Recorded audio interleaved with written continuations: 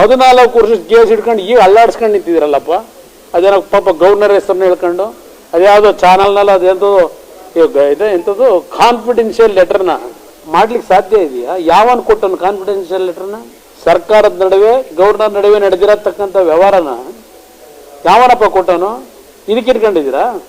ಏನೇನಾಗುತ್ತೆ ಅನ್ನೋದು ಕಾದು ನೋಡಿ ಸ್ವಲ್ಪ. ಯಾವ ದೋಷರಪ್ಪ ಪಟ್ಟೇನ್ರಿ?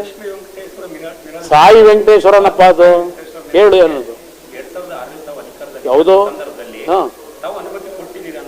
ಏನು ಅನುಮತಿ ಕೊಟ್ಟಿದ್ದೀನಿ? ಯಾರು ಹೇಳಿದವರು? ಯಾರು ಕೊಟ್ಟಿರೋದು? ರೆಕಮೆಂಡೇಶನ್ ಮಾಡಿದ್ದೇವೆ, ಅಧಿಕಾರಿಗಳು ಕೊಟ್ಟಿರೋದು. ನಾನು ಕೊಟ್ಟಿದ್ದೀನಾ? ಓದಕ್ಕೆ ಬರುತ್ತಾ? ಅದು ಯಾವುದು? ಏನು ಅದೆಂತೂ ಇಟ್ಕೊಂಡು ಟಿವಿ ಮುಂದೆ ಇಟ್ಕೊಂಡ್ಬಿಟ್ಟು ಕಡ್ಡಿ ಹಿಡ್ಕೊಂಡು ಅಲ್ಲಾಡಿಸ್ಕೊಂಡು ನಿಂತಿರೋದ?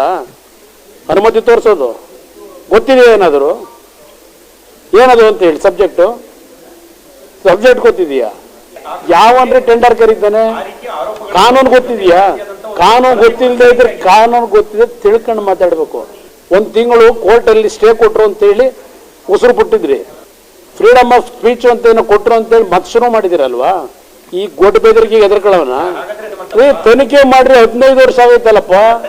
ಯಾವನ್ರಿ ಪತ್ರಿಕಾ ಸ್ನೇಹಿತ?